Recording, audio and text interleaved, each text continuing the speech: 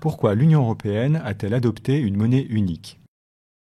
Alors, je crois que l'adoption d'une monnaie unique par l'Union européenne correspondait à la quintessence même du projet, puisque le projet d'emblée, dès le traité de Rome, s'appuyait sur l'idée d'un marché unique, d'un marché commun et d'une concurrence généralisée. Et donc, marché unique, concurrence, ça suppose une fixation des prix à la fois prédéterminée et relativement stable. Et parmi les éléments qui perturbent les fixations de prix, il y a les évolutions du change.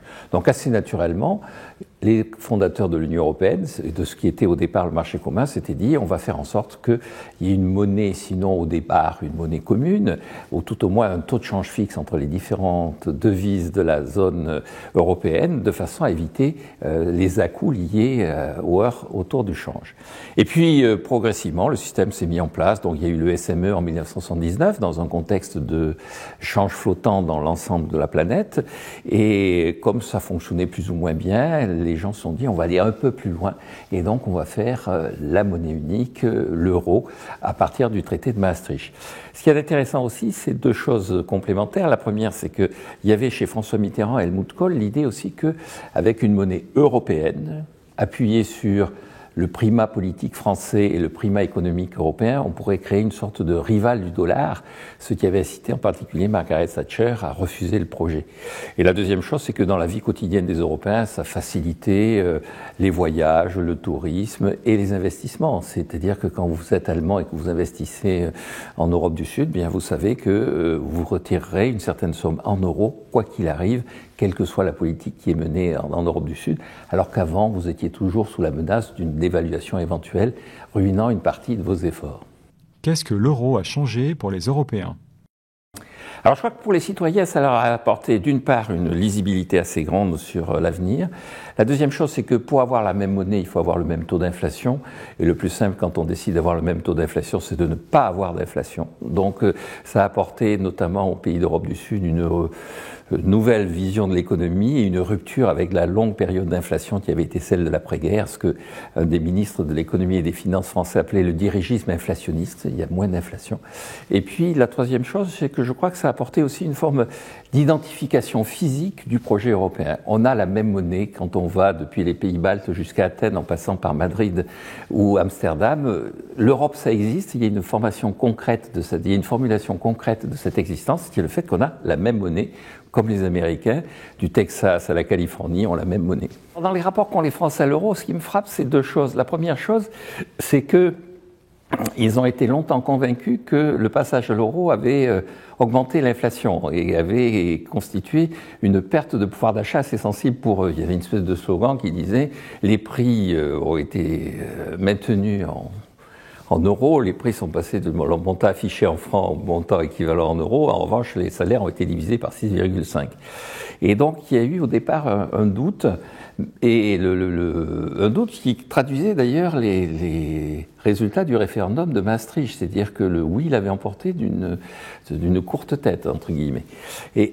Mais je pense que maintenant, les Français sont très attachés à l'euro, pour deux raisons. La première raison, c'est que c'est assez pratique quand on fait du tourisme que d'aller dans les pays voisins sans avoir à changer de la monnaie et à prendre des risques, parce que si la monnaie change, on ne sait pas très bien combien ça va coûter à la fin des fins. Et puis, je pense que fondamentalement, ils se sont aperçus que c'était quand même, malgré ce qu'ils avaient pensé initialement, une sauvegarde sur leur pouvoir d'achat.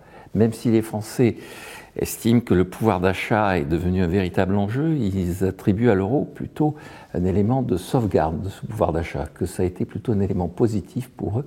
Et je pense que les partis qui, à un moment donné, faisaient campagne pour la sortie de la zone euro, ont compris que ce n'était pas un bon angle d'attaque dans la vie politique actuelle. Quel avenir pour l'euro dans l'économie mondiale ?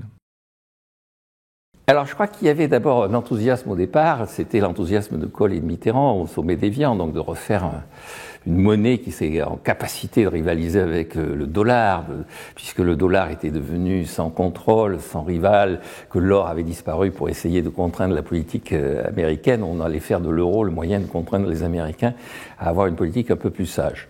Ça reste un espoir. Et de temps en temps, il y a un certain nombre de pays qui disent « mais si, pour embêter les États-Unis, on va choisir une autre monnaie de référence, et après tout, pourquoi pas l'euro ?» Alors je pense que ça, la crise grecque en particulier, a éloigné cet horizon.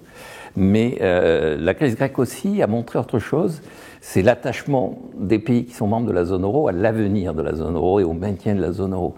En juillet 2012, les dirigeants européens se sont trouvés face à la question fondamentale, est-ce qu'on continue ou est-ce qu'on divorce ? Et ils ont décidé de continuer en demandant à M. Draghi de faire en sorte que l'euro survive. À partir de ce moment-là, c'était le whatever it takes, et donc ça a apporté à l'euro une sorte de vision de long terme, c'est-à-dire que whatever it takes, on sauvera l'euro. Donc l'avenir de l'euro est assez garanti à mon avis. Le dernier élément, c'est que la question qui se pose, c'est est-ce que la zone euro va s'étendre ? Et est-ce que la zone euro va devenir véritablement l'Union européenne, ou est-ce qu'il va y avoir une Europe à deux vitesses, ceux qui sont dans la zone euro et ceux qui sont à l'écart ? Je pense que la zone euro va progressivement s'étendre, même si le candidat actuel le plus entreprenant, c'est la Bulgarie, et qu'un certain nombre de pays disent oh, il faut peut-être un peu, avant de récupérer la Bulgarie, digérer la Grèce et préparer la digestion de l'Italie.